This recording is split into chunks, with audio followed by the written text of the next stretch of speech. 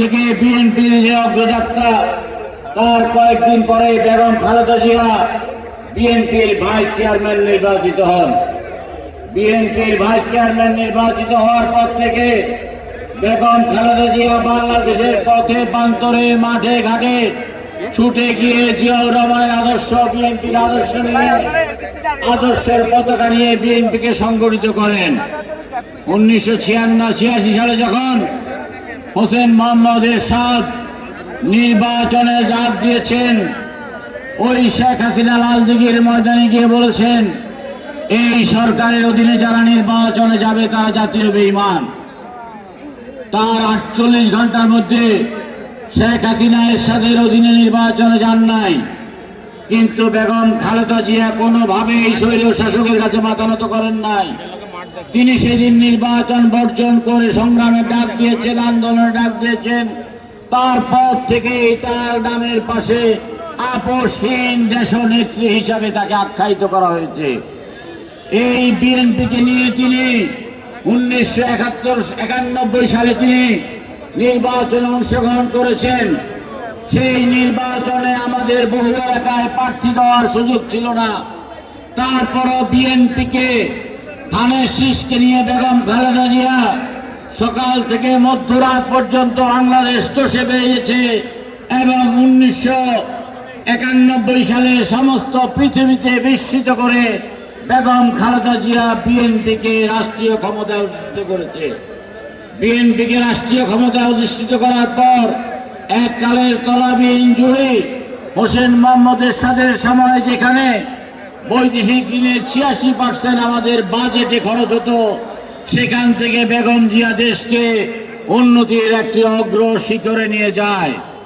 1996 সালে জামাতে ইসলাম, জাতীয় পার্টি, আওয়ামী লীগ মিলে বিএনপির বিরুদ্ধে 173 দিন হরতাল করে এবং বিএনপিকে ক্ষমতাচ্যুত করার জন্য চক্রান্ত এবং ষড়যন্ত্র করে।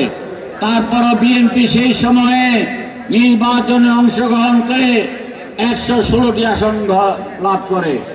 বন্ধুরা আমার, 1996 সালে যদি বিএনপি এবং ইসলামিক রাজনৈতিক দলগুলো একসাথে নির্বাচন করত, তাহলে সেদিনে বাংলাদেশে আওয়ামী লীগের কবর হয়ে যেত। কিন্তু আমরা একটি ইসলামিক রাজনৈতিক দলের কারণে সেই দিন আমরা পরাজিত হয়েছি। পরবর্তীকালে 2006 সালে 7 সালে নির্বাচন হতে দেয় নাই মহিউদ্দিন এবং ফখরুদ্দিন।